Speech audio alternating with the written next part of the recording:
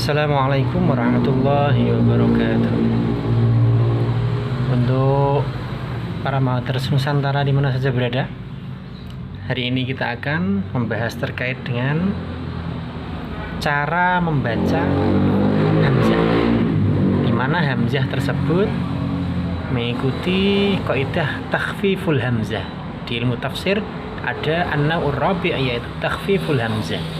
Nah, sekarang cara membaca takhfiful hamzah itu bagaimana? Nah, kita akan bahas hari ini yang terkait dengan materi takhfiful hamzah, cara meringankan hamzah atau membaca hamzah. Entah itu hamzah yang bertemu dengan huruf yang berharokat atau bertemu dengan huruf yang mati. Nah, oleh karena itu silakan dibuka kitab kalian masing-masing halaman 22 dari kitab ilmu tafsir yang kita pelajari bersama-sama. Baik, para mahasiswa Nusantara di mana saja berada, yang pertama ada yang namanya pembagian takhfiful hamzah ada 4 ya. Jadi pembagian takhfiful hamzah ada 4. Otomatis cara membacanya pun juga ada 4. Cara membaca hamzah ada 4. Yang pertama ada yang namanya an-naqlu. Jadi ada an-naqlu. Apa itu an-naqlu? An-naqlu memindah harokat.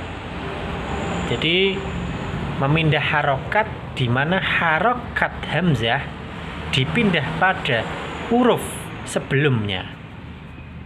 Jadi ketika ada hamzah didahului oleh huruf yang berharokat sukun, maka ini boleh kita baca dengan cara yang pertama yaitu an-naqlu tadi. Dengan cara apa? Dengan cara hamzahnya, harokat hamzah itu dipindah pada huruf yang mati tadi. Huruf yang mati tadi. Contohnya di di kitabmu ilmu tafsir itu ada contoh yaitu qad aflaha. Qad aflaha. Aflaha hamzahnya berharokat fathah, aflaha. Sedangkan sebelum hamzah yang berharokat fathah tadi terdapat huruf dal yang mati atau sukun, qad. Sehingga ini masuk kaidah yang pertama yaitu an-naqlu li harokatihi, memindah harokatnya hamzah menjadi harokatnya dal. Jadi bisa dibaca qad aflaha, bukan qad aflaha tapi qad aflaha.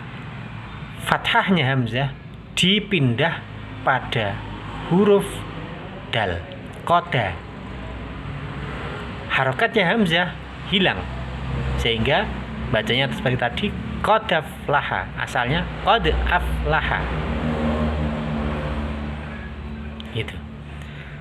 Jadi ketika ada harokat hamzah yang didahului oleh huruf mati, maka harokat tadi berpindah pada huruf yang sukun tadi atau tidak berharokat, sukun. Jadi qad aflaha bisa dibaca qad aflaha. Untuk yang kedua, cara baca takhfiful hamzah yang kedua yaitu al-ibdal. Apa artinya al-ibdal? Ibdal itu ganti. Diganti gimana? Bi an tubdalal hamzah as-sakinah. Harokat hamzah tadi diganti sukun. Nah, maksudnya bagaimana? Bi antu bedalal hamzatu sakinatu harfa matin min jinsin harokati ma qablaha. Fatubdalu alifan ba'dal fathi. Fatubdalu alifan ba'dal fathi. Ketika ada hamzah yang berharokat sukun, nah, ya kan? Jika ada hamzah sukun kemudian sebelum sukun, sebelum alif atau hamzah yang sukun tadi terdapat huruf yang berharokat fathah. Jadi ada huruf yang berharokat fathah sebelum hamzah yang sukun. Maka hamzah yang sukun tadi diganti dengan alif. Nah, contohnya sekarang, wa'mur ahlaka. Wa'mur ahlaka ada wawu berharokat fathah, hamzahnya berharokat sukun, wa'mur ahlaka.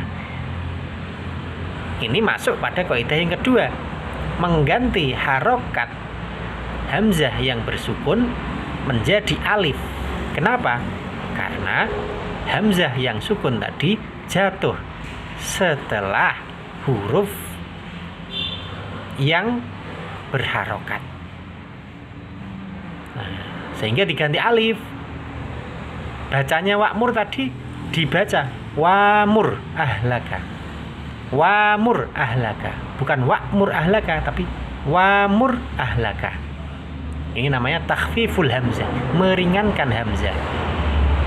Contoh lagi, selain wa'mur ahlaka ada yu'minuna. Lafadz yu'minuna ini hamzahnya sukun. Hamzah sukun jatuh setelah huruf yang berharokat dhammah, sehingga masuk pada kaidah yang kedua, mengganti hamzah yang sukun menjadi alif, sehingga bisa dibaca dengan bacaan yuminuna, bukan yu'minuna tapi yuminuna. Boleh ini, jadi boleh dibaca yuminuna, bukan yu'minuna. Yu'minuna juga boleh, akan tapi boleh juga membaca yuminuna. Kenapa? Karena masuk kaidah yang kedua, yaitu ketika ada harokat hamzah yang sukun kemudian jatuh setelah huruf yang berharokat dhammah, maka ini pun juga bisa diganti dengan wawu. Syaratnya harus jatuh setelah dhammah, yuminuna. Selanjutnya ada diganti kasroh. Jadi ya yang berharokat sukun diganti kasroh, dengan catatan ya yang berharokat sukun tadi jatuh setelah huruf yang berharokat kasroh. Jadi hamzahnya diganti dengan ya. Contohnya jitu. Lafadz jitu itu bisa dibaca dengan bacaan jitu. Hamzahnya diganti ya. Kenapa diganti ya? Alasannya karena hamzah yang berharokat sukun tadi jatuh setelah huruf yang berharokat kasrah. Oleh karena itu bisa dibaca dengan jitu, bukan jitu. Jitu juga boleh, tapi jitu juga boleh. Nah, ini cara bacanya Imam Abu Amr, salah satu imam qiraah sab'ah. Yang ketiga ada at-tashil. Apa itu at-tashil? Tashil itu mempermudah. Contohnya, nah ini idza kana fil kalimatil wahidah hamzatani, jika ada kalimat dua hamzah.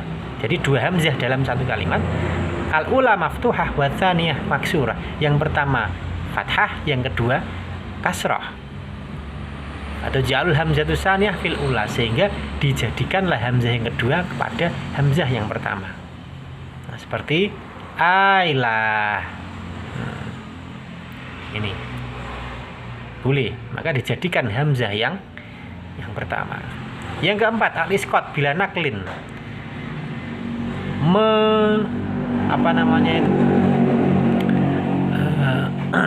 Menjatuhkan hamzah, jadi tidak diperlakukannya hamzah. Contohnya, jika ada dua hamzah yang berharokat sama, dalam satu kalimat. Contohnya jaa ajaluhum.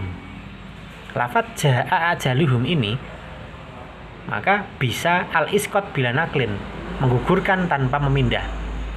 Bisa dibaca jaa ajaluhum. Hamzah cuman dibaca satu. Jaa ajaluhum. Jaa ajaluhum. Kenapa? Karena ada dua hamzah yang berharokat sama dalam satu kalimat, maka bisa menggugurkan hamzah salah satunya, sehingga bisa dibaca jaa ajaluhum. Asalnya jaa ajaluhum, hamzahnya dua. Nah, itu cara membaca takhfiful hamzah. Nah, bahasan kita kali ini terkait dengan takhfiful hamzah, cara membaca hamzah yang diringankan. Kita cukup sekian. Semoga kita semua mendapatkan keberkahan dalam ilmu serta ilmu pengetahuan, sehingga bisa bermanfaat untuk kehidupan kita dunia dan akhirat. Salam edukasi dan inspirasi. Wassalamualaikum warahmatullahi wabarakatuh.